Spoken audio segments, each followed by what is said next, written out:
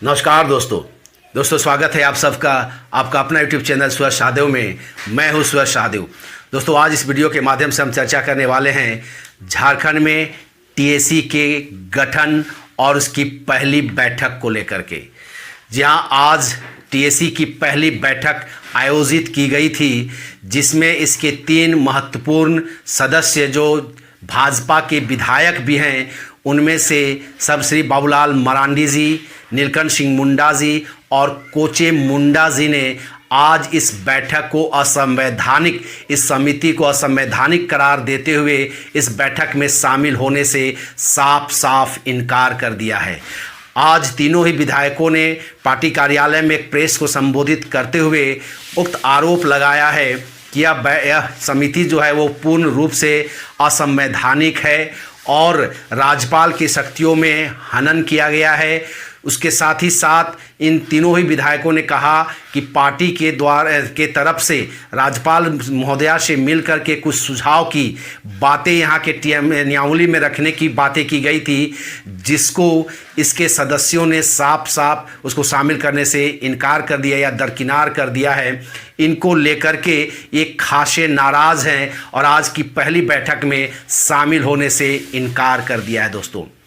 दोस्तों हम सब जानते हैं कि देश में कुल टोटल 10 ऐसे राज्य हैं जहां पर आदिवासी बहुल राज्य है, क्षेत्र है, या आदिवासियों की संख्या बहुत ज़्यादा है।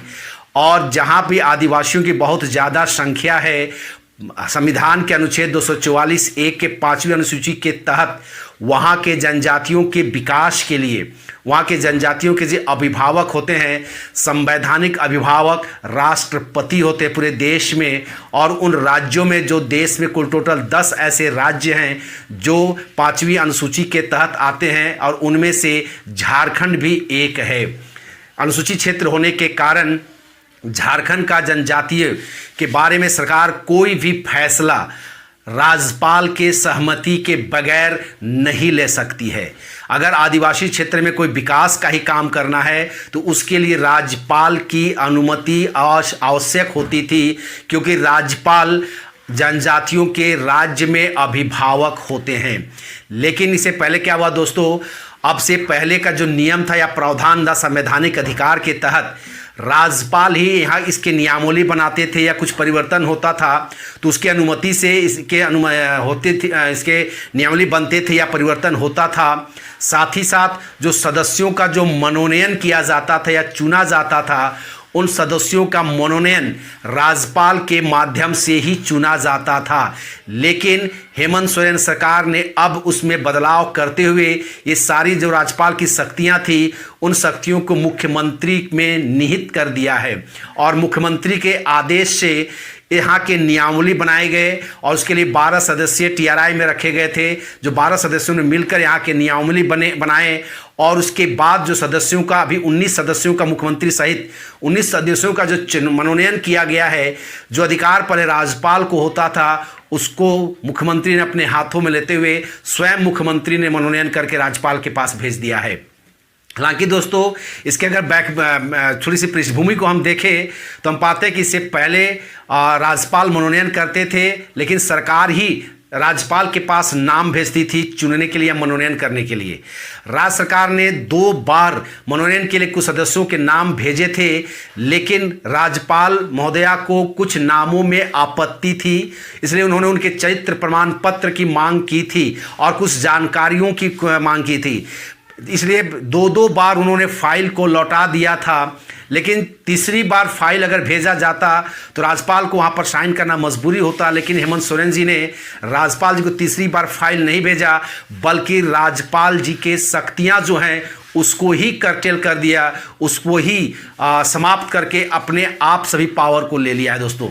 और उसके बाद एक 19 सदस्यों की एक कमेटी बनाई गई है, जिसमें 15 विधायक हैं, जिसमें आपके जो विधायक शामिल है दोस्तों, उसमें आपके अध्यक्ष जो हैं हेमंत सोरेन जी हैं, और उपाध्यक्ष कल्याण मंत्री जो आदिवासी कल्याण मंत्री आपके चंपई सोरेन जी है। उसके बाद डॉक्टर स्टीफन मरांडी हैं, नीलकंठ सिंह मुंडा हैं, बाबूलाल मरांडी जी हैं, बंधु तिर्की जी हैं, सीता सोरेन जी हैं, दीपक बिरुवा जी हैं, दशरथ गगराई जी हैं, चमरा लिंडा जी हैं, कोचे मुंडा जी हैं, सुखराम उरांव हैं, विकास मुंडा हैं, नमन बिक्सल कोंगाड़ी जी हैं, राजेश कच्छप जी हैं, सोनाराम किस्कू जी हैं और भूषण तिर्की जी हैं। ये विधायक है जो इसमें सदस्य बनाए गए हैं। इसके साथ ही साथ 2 ऐसे लोगों को जो जनजातीय के बारे में जिनके पास अच्छी खासी अनुभव है, जानकारी है, उनमें से एक है जमशेदपुर से, पटमदा से विश्वनाथ सिंह सरदार को इसमें मनोनयन किया गया है और झारखंड रांची के अनगढ़ा से जबल सिंह मुंडा को शामिल किया गया। दोस्तों जो टीएसी का निर्माण किया गया है, इस टीएसी का जो कार्यकाल होगा वह 5 साल का होगा और इसमें मुख्यमंत्री को लेकर के 18 सदस्य होंगे और इनमें जो है साल में 2 बार इनकी बैठकें होती हैं। इनका जो कार्यालय बनाया गया है वो डॉक्टर रामदयाल मुंडा जनजाति शोध संस्थान में बनाया गया है। इस पर एक सचिव जो IAS स्तर के अधिकारी होंगे उसका भी मनोनयन या चुना जाना है। यहाँ पर जो टीएसी के जो सदस्य होते हैं दोस्तों, उनको किसी भी प्रकार का सरकार के तरफ से या कमेटी की तरफ से कोई भुगतान नहीं किया जाता है। वो बिना पे के ही इसमें काम करते हैं। इसमें साल में 2 बार बैठकें होती है दोस्तों।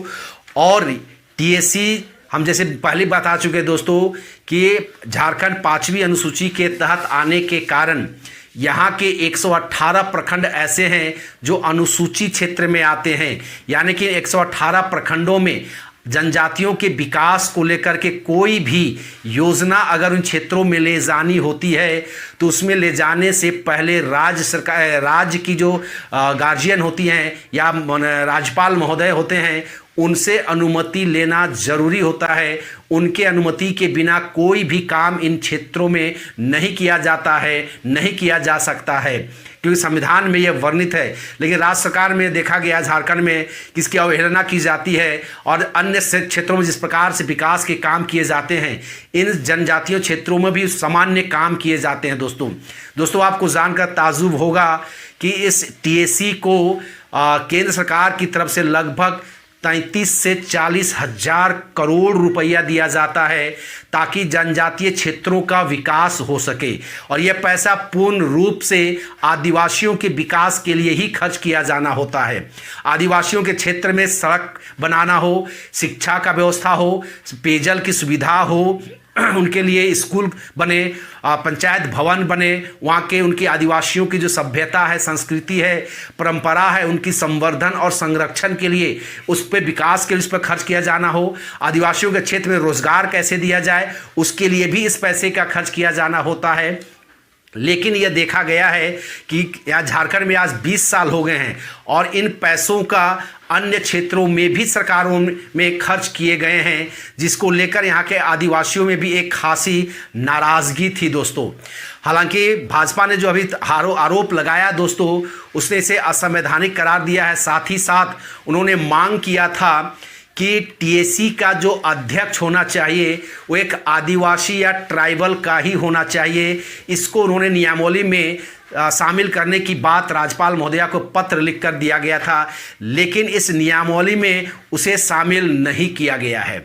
अभी मुख्यमंत्री को ही यहाँ का अध्यक्ष बनाया जाता है। यानी कि कल अगर मुख्यमंत्री आदिवासी नहीं रहेंगे, अगर कोई जनरल मुख्यमंत्री बनते हैं तो वो भी टीएसी के अध्यक्ष बन जाते हैं, जिसका भाजपा ने विरोध किया था। भाजपा ने कहा था कि इस पर ऐसी नियमावली बनाई जाए कि आने वाला समय में या अभी इसके अध्यक्ष जो भी होगा वो आदिवासी होगा। अगर यह नियम को शामिल कर दिया जाता दोस्तों तो हेमंत सोरेन चूंकि मुख्यमंत्री भी हैं और आदिवासी भी हैं, वो अध्यक्ष बन जाते तो कोई हर्ज नहीं था। यह मौका था इस पर सुधार कर लेने का, लेकिन नियमावली बनाने वाले सदस्यों ने इसकी अवहेलना की है दोस्तों। उन लोगों ने इसको दरकिनार कर दिया है दोस्तों।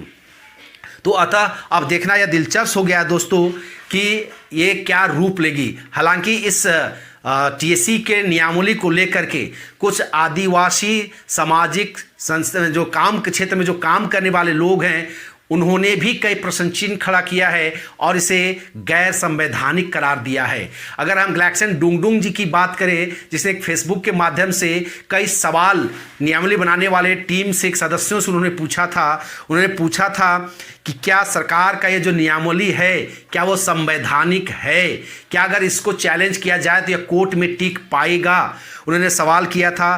दूसरा सवाल उनका था कि गठन की अधिसूचना सरकार जारी कर सकती है क्या, किस नियम के तहत गठन की अधिसूचना सरकार जारी कर सकती है। आज तक ये होता आया है कि राज्यपाल का अधिकार होता है, राज्यपाल ही गठन की अधिसूचना जारी करते हैं, लेकिन पहली बार हेमंत सोरेन सरकार ने इसकी अधिसूचना जारी कर दी, वो किस अधिकार से किए हैं। उन्होंने कहा कि 5वीं अनुसूची के किस पैरा के अनुसार यह कदम उठाया गया है, उसकी भी उन्होंने टीएसी के जो नियमावली बनाने वाले सदस्य थे उनके टीम से उन्होंने पूछा था कि अब टीओसी के कस्टोडियन कौन होगा। पहले राज्यपाल होते थे और राज्यपाल के माध्यम से राष्ट्रपति उनके जानकारी लेते थे यहाँ के आदिवासियों की अवस्था के बारे में, चाहे उनके सामाजिक आर्थिक भौगोलिक जो भी समस्या हो उसके बारे में, अवस्था के बारे में जानकारी लेते थे। अब उसका कस्टोडियन कौन होगा, मुख्यमंत्री या राज्यपाल। ग्लैक्सन डुंगडुंग ने सवाल पूछा था। साथ ही साथ उन्होंने सवाल पूछा था कि सरना धर्मावलंबी या आदिम जनजाति, हालांकि भाजपा वालों ने भी लिख के शामिल किया गया था, जो प्रिमिटिव जाति, जो आदिम जनजाति है, जो अब विलुप्त हो गए हैं, जिनकी अब किसी प्रकार का कोई सहायता या कोई मदद नहीं ली जाती है, उस परिवार के सदस्य को इस पर शामिल क्यों नहीं किया गया है। ग्लैक्सन डुंगडुंग ने भी पूछा था कि आदिम जनजाति या यहाँ के सरना धर्मावलंबी के किन लोगों को नियम बनाने में शामिल किया गया था और उसका प्रतिनिधित्व किया गया था। ऐसे कई सवाल सामाजिक कार्यकर्ता भी पूछने लगे हैं, यानी कि कहीं ना कहीं आदिवासी समाज भी ये जो नियमावली बनाया गया है या जो टीएसी समिति बनाया गया है इससे वो भी सहमत नहीं होते दिख रहे हैं दोस्तों। अतः मुझे लगता है कि हेमंत सोरेन जिस प्रकार से पूरा अधिकार अपने हाथ में ले लिए हैं, आने वाला समय में बहुत कुछ गुल खिलाया जा सकता है दोस्तों। जो आशंका व्यक्त की जा रही है वो ये कि जैसे कि आदिवासी क्षेत्रों की ज़मीन एक थाना से दूसरे थाना के लोग नहीं खरीद सकते हैं, चूँकि उसके लिए आपको परमिशन लेने की ज़रूरत होती है। मुझे लगता है कहीं CNT और SPT एक्ट में कहीं बदलाव करने की परंपरा की शुरुआत करने की कहीं एक मानसिक षड्यंत्र तो यहाँ पर छुपा हुआ नहीं है, क्योंकि अब राज्यपाल से कोई अनुमति लेने की ज़रूरत नहीं पड़ेगी और सरकार जब चाहे तब CNT हो, SPT हो या आदिवासियों के क्षेत्र में जो विकास के काम के लिए जो नियम है उस पर जब कभी भी बदलाव कर सकती है, अपनी मनमाना कर सकती है। अतः मुझे लगता है कहीं ना कहीं CNT और SPT एक्ट में भी एक बहुत बड़ा बदलाव आने वाला समय में देखा जा सकता है दोस्तों। हालांकि इससे पहले की सरकार ने भी उसमें परिवर्तन करने की कोशिश की थी, लेकिन राज्यपाल चूंकि आदिवासी क्षेत्र के अभिभावक होते हैं, उन्होंने फाइल को लौटा दिया था और तब रघुवर सरकार ने भी उस पर कोई छेड़छाड़ नहीं कर पाए थे। मुझे लगता है उसी चीज़ से सबक लेते हुए हेमंत सोरेन जी ने अधिकार को अपने हाथों में ले लिया है।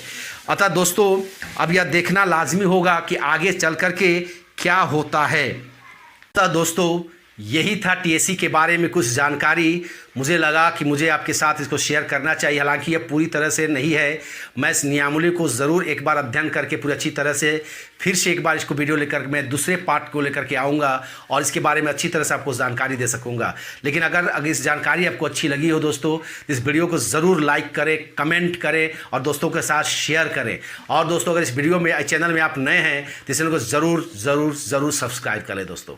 तब तक के दोस्तों नमस्कार, जय हिंद।